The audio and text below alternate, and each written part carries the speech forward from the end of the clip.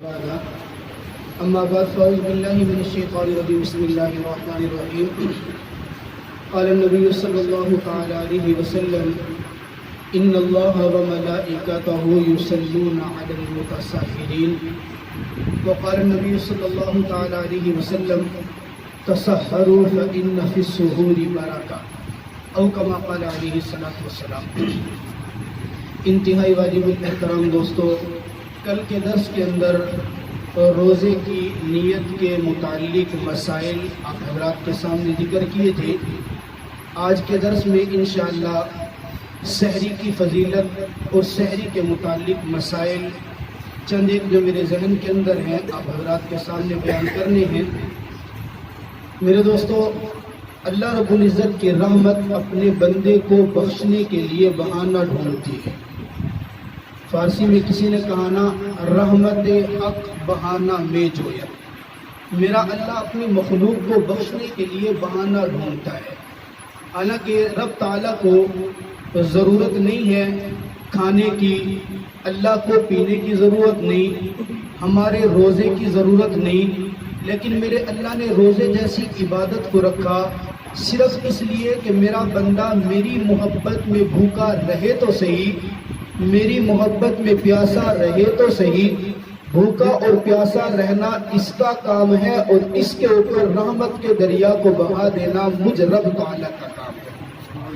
اب روزے کے لیے سحری کھانا یہ ہماری اپنی ذاتی ضرورت ہے، کیونکہ رب تعالیٰ، اللہ کی شان تو یہ ہے وَهُوَ يُطْعِمُ وَلَا يُطْعَمُ، وہ رب کھلاتا ہے کھاتا نہیں ہے، وہ رب پلاتا ہے پیتا نہیں ہے۔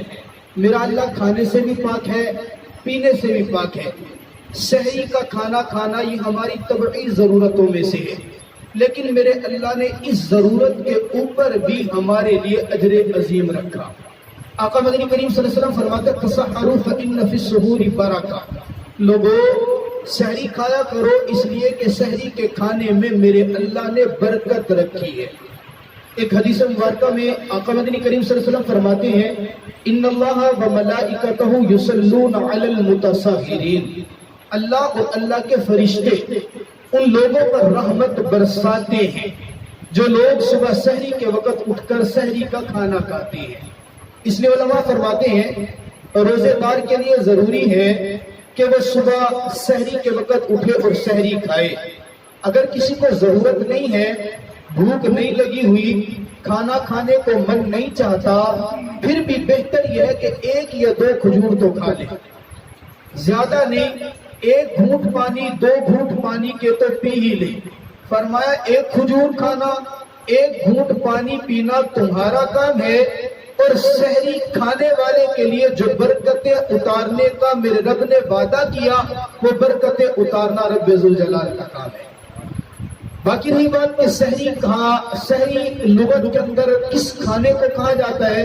فرماتے ہیں صبح صادق کے قریب جو کھانا کھایا جائے اس کو سحری کا کھانا کہتے ہیں۔ ویسے سحری آپ نصف شب کے بعد جو بھی کھانا کھائیں گے اس کھانا کھاتے وقت سحری کی نیت کر لیں تو سحری کھانے کا جو ثواب ہے وہ آپ کو مل جائے گا۔ لیکن مستحب وقت اور افضل وقت وہ یہ ہے کہ سحری کے کھانے کو تاخیر کے ساتھ کھایا جائے، لیکن اتنی تاخیر بھی نہ کرے کہ صبح صادق ہو جائے اور سحری کا وقت ختم ہو جائے، نہیں، صبح صادق کے قریب آپ تاخیر کر کے کھانا کھائیں کہ ادھر آپ کا کھانا مکمل ہو رہا ہو اور ادھر سحری کا وقت ختم ہو رہا ہو، یہ عین مستحب وقت ہے۔ اگر کوئی شخص صبح کے وقت اٹھا، آسمان کے اوپر بادل تھے، یہ اس نے ٹائم نہیں دیکھا، اس نے یہ سمجھا کہ ابھی سحری کا وقت ہے، یہ اٹھا اور جلدی کھانا کھانا شروع کر دیتا ہے۔ کھانا کھانے کے بعد اس کو پتا چلا کہ میں جب اٹھا تھا اور کھانا شروع کر رہا تھا اس وقت تو سحری کا وقت ختم ہو چکا تھا، میں نے جو کھانا کھانا شروع کیا ہے وہ سحری کے وقت کے ختم ہونے کے بعد شروع کیا، کیا اب اس کا روزہ ہوگا یا نہیں ہوگا؟ علماء فرماتے ہیں جب سحری کا وقت ختم ہو گیا تھا، اب جو اس نے کھانا کھایا وہ سحری کا کھانا نہیں ہے، لہذا اس کھانے کی وجہ سے یا روزے کی نیت کرنے کی وجہ سے اس کا روزہ نہیں ہوگا۔ البتہ اس کے ذمہ قضا لازم نہیں، اس کے ذمہ قضا لازم ہوگی، کفارہ لازم نہیں ہوگا۔ بالکل اسی طرح اگر کوئی شخص افطاری کے وقت یہ سمجھتا ہے کہ شاید سورج غروب ہو گیا ہے، افطاری کا وقت ہو گیا ہے، وقت دیکھ نہیں سکا، اس نے سورج کا غروب ہونا سمجھا، سارا دن بھوکا پیاسا رہا، وقت کی تحقیق نہیں کی، اس نے کھانا کھانا شروع کر دیا۔ کھانا کھانے کے بعد اس کو پتا چلا کہ ابھی تو میری افطاری کے اندر 2 منٹ 4 منٹ یا 5 منٹ باقی تھے اور میں تو پہلے کھا بیٹھا ہوں، اب اس کے روزے کا کیا حکم؟ فرمایا کہ اس کا روزہ ٹوٹ گیا، اس کے ذمہ بھی قضا لازم ہوگی، کفارہ لازم نہیں ہوگا۔ عام طور پہ بہت سارے احباب یہ غلطی کرتے ہیں، سحری کھا لی، نماز کے اندر دیکھا بھی 15 منٹ باقی ہیں، اپنے بستر کے اوپر لیٹ گئے اور آنکھ لگ گئی، سو گئے، نیند آ گئی۔ اب سحری کھائی ہے، سحری کھانے کے بعد کلی نہیں کی، جو کھانے کے ذرات اس کے منہ کے اندر تھے وہ باقی رہ گئے، یہ سو گیا، یا سویا نہیں، ویسے ہی اس کے منہ کے ذرات جو تھے وہ سحری کا وقت ختم ہونے کے بعد یہ دانتوں کے اندر جو کچرا پھنسا ہوا تھا، ذرات پھنسے ہوئے تھے، یہ ان ذرات کو نگل گیا۔ آیا اب ذرات کے نگل جانے کے بعد اس کا روزہ باقی رہا یا ٹوٹ گیا؟ اس میں علماء نے ایک ضابطہ لکھا، فرمایا کہ دانتوں کے اندر جو ذرات باقی بچے ہیں ان کو دیکھنا ہے، وہ چنے کی مقدار سے کم ہے یا چنے کی مقدار سے زیادہ۔ اگر وہ ذرات جو اس میں نگلے ہیں چنے کی مقدار سے کم ہے، ان کے نگلنے سے تو اس کا روزہ نہیں ٹوٹا، اور اگر وہ چنے کی مقدار یا چنے کی مقدار سے زائد ہے اور پھر یہ ان کو نگل گیا، فرمایا کہ اس کا روزہ ٹوٹ گیا، اب اس کے ذمہ اس روزے کی قضا لازم ہوگی۔ سحری کے وقت کے اندر جیسے ہمارے ہاں گولا چھوڑا جاتا ہے، بعض علاقوں کے اندر دف بجائی جاتی ہے یا اعلان کیا جاتا ہے، اس کی شرعی حیثیت کیا؟ فرماتے ہیں جس طرح نکاح کے وقت یا اعلان جنگ کے وقت دف بجانا جائز ہے اور سنت رسول اللہ سے ثابت ہے صلی اللہ علیہ وسلم، بالکل اسی طرح روزے کی سحری کے لیے یا روزے کی افطاری کے وقت کو بتانے کے لیے کوئی گولا بجانا یا اسی طرح دف بجانا، یہ بھی میرے آقا مدنی کریم صلی اللہ علیہ وسلم کی سنت سے ثابت ہے۔ یہ سحری کے چند ایک مسائل میرے ذہن کے اندر تھے، اللہ تبارک و تعالی ان کو سمجھ کر ان پر عمل کرنے کی توفیق عطا فرمائے۔ اللہم صلی علی محمد وعلی آل محمد کما صلیت علی ابراہیم وعلی آل ابراہیم انک حمید مجید۔ ربنا لا تزغ قلوبنا بعد إذ هديتنا وهب لنا من لدنك رحمة إنك أنت الوهاب۔ یا اللہ، یا رحمان، یا رحیم، یا کریم، یا رب ذو الجلال والإکرام، اللہ ہم سب کی حاضری قبول و منظور فرما، اللہ ہم سب کے روزوں کو قبول و منظور فرما۔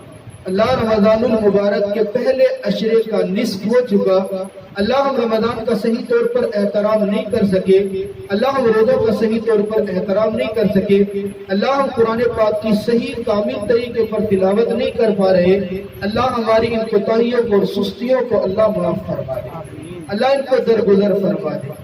اللہ ہم گناہگار ہیں، سیاکار ہیں، خطاکار ہیں، اللہ جیسے بھی ہیں تیرے بندے ہیں، اللہ تیری رحمت بڑی وسیع ہے، اللہ اپنی رحمت کے طفیل ہمارے سارے گناہوں کو معاف فرما دے۔ اللہ ہمارے دوست احباب رشتہ دار جتنے مسلمان اس دنیا سے چلے گئے، اللہ اس ماہ مبارک کی برکت سے سب کی کامل مغفرت فرما دے۔ اللہ جتنے احباب اس جگہ پر بیٹھے ہیں، اللہ سب کے سب ہاتھ اٹھا کر، دامن پھیلا کر، جھولی پھیلا کر، اللہ تجھ سے تیری رضا کے لیے اللہ دعا مانگتے ہیں، اللہ ہم سب کی تمام جائز ضرورتیں اپنے خزانے غیب سے پوری فرما دے۔ اللہ ہم تمام کی تمام نیک حاجات اور دلی تمنا اپنے خزانے غیب سے پوری فرما دے۔ اللہ پوری دنیا میں جہاں کہیں جتنے مسلمان بیماران ہیں، اللہ ان کو شفائے کاملہ عاجلہ مستمرہ عطا فرما دے۔ اللہ جو مسلمان مقروض ہیں ان کو قرضوں کی ادائیگی میں سہولت عطا فرما دے۔ اللہ یہ ادارہ کافی مقروض ہے، اللہ طلباء طالبات کی کثرت ہے، اللہ تو جانتا ہے تجھ سے کوئی ڈھکی چھپی بات نہیں ہے، اللہ عمارت تو نے بنائی محض اپنے فضل سے، اللہ دوسری عمارت دوسری بلڈنگ کی اشد ضرورت ہے، اللہ اپنے خزانے غیب سے اسباب پیدا فرما دے۔